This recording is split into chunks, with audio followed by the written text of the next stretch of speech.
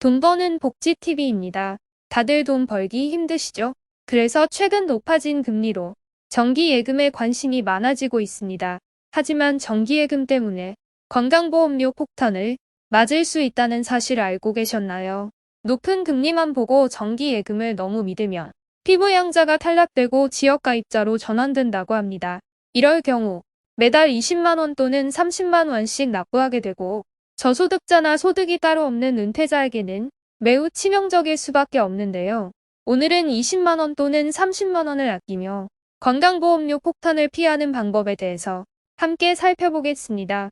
최근 높은 금리 때문에 경쟁적으로 은행마다 파격적인 정기예금 상품을 출시하고 있습니다. 6개월 만기 시 이자를 지급하겠다 등 안 하면 매우 손해일 것 같은 상품들이 나와 많은 분들에게 폭발적인 인기를 얻고 있습니다. 특히 65세 이상 어르신들은 정기예금에 가입하신 분들이 많을 텐데요. 그 이유는 비과세 종합저축으로 5천만 원까지 이자 비과세 혜택을 받을 수 있고 노후 자금을 지킬 수 있는 안전한 투자이기 때문이죠. 하지만 여기에 엄청난 위험이 있습니다. 바로 이러한 어르신들이 건강보험료 폭탄을 맞을 위기에 놓여 있다고 합니다. 어떤 상황인지 다음과 같이 살펴보겠습니다. 우선 지난 9월부터 바뀐 피부양자 박탈 자격 조건입니다. 크게 두 가지 소득요건과 재산요건이 바로 그 조건인데요. 소득요건에서는 첫 번째, 연소득 2천만 원을 초과하면 안 되고 두 번째, 사업소득이 없어야 합니다. 만약 사업자 등록을 하지 않고 프리랜서 같이 500만 원 이상의 소득을 냈다면 피부양자 자격이 박탈되어 지역가입자로 전환됩니다. 다음은 재산요건입니다. 첫 번째, 재산세 과표 9억 원 초과될 시 피부양자 자격 박탈됩니다.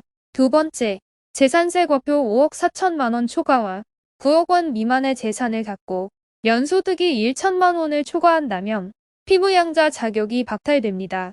이렇게 나온 소득요건과 재산요건에 하나라도 부합한다면 피부양자 자격이 박탈되는데요. 문제가 되는 것은 바로 소득에 있었습니다. 여기서 소득이란 금융소득, 사업소득, 근로소득, 연금소득, 기타소득 등을 말하는데요. 이러한 다양한 소득을 합쳐서 건보료를 책정합니다. 은퇴한 어르신들은 보통 연금소득과 금융소득이 있을 겁니다. 금융소득에는 이자소득과 배당소득을 이야기합니다. 이자와 배당을 모두 합쳐 1천만 원 초과할 때 건보료에 반영하게 됩니다. 연 1천만 원이 초과되지 않는다면 건강보험공단에 자료가 가지 않고 전혀 문제가 되지 않습니다. 하지만 초과한다면 약 5만 원 이상의 건보료를 추가로 부담하게 됩니다. 은퇴한 어르신들에게 매월 5만 원 이상의 금액은 결코 적지 않은 금액이라 할 수 있는데요. 그렇다면 연 1천만 원의 이자 소득이 발생하기 위해선 어느 정도의 금액을 예치하면 될까요? 2억 원을 5% 금리 예금 상품에 가입하면 예금 이자 1천만 원이 발생하게 됩니다.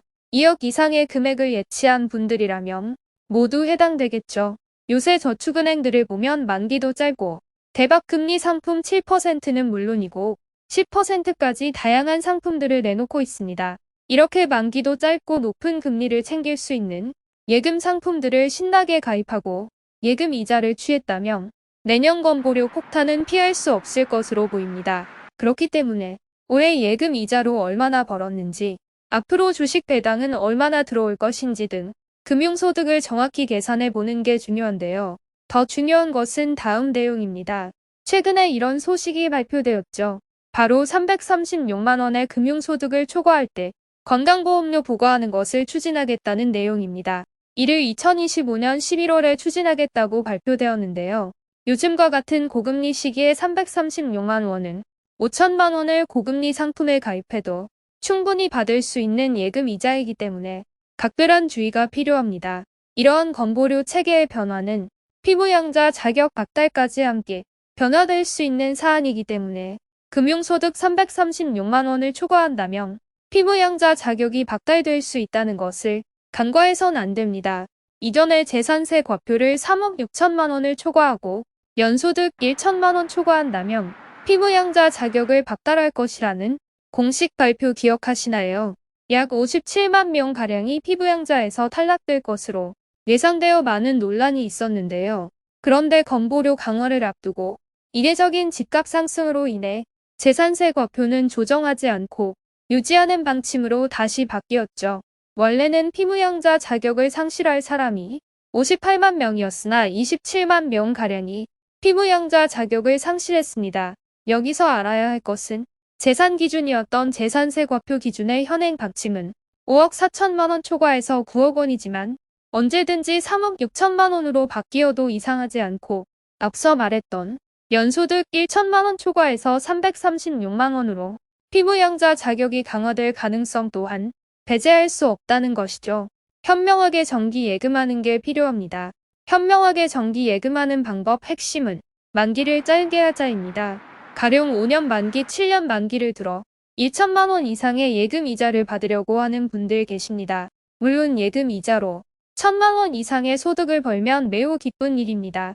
그렇지만 앞서 말씀드렸듯이 건보료 체계와 피부양자 자격이 언제든 강화될 수 있기 때문에 보다 먼 미래의 예금 이자를 지향하기보다는 예금 이자를 조금 덜 받더라도 만기를 짧게 가져가는 게 가장 현명한 정기 예금 방법이라고 생각됩니다. 특히 소득이 없는 어르신들은 꼭 이런 선택을 하는 게 좋겠죠. 가령 1,300만 원의 소득과 7억 원 상당의 집을 갖고 있다면 매달 약 20만 원 상당의 건보료를 납부해야 합니다. 매달 20만 원의 지출은 절대 적은 금액이 아닙니다. 지나친 욕심은 건보료 폭탄을 불러일으킬 수 있다는 사실 기억하시고 현명하게 계산하여 정기예금을 가입하시길 바랍니다. 끝까지 시청해주셔서 감사합니다. 도움이 되셨다면 구독과 좋아요 부탁드립니다.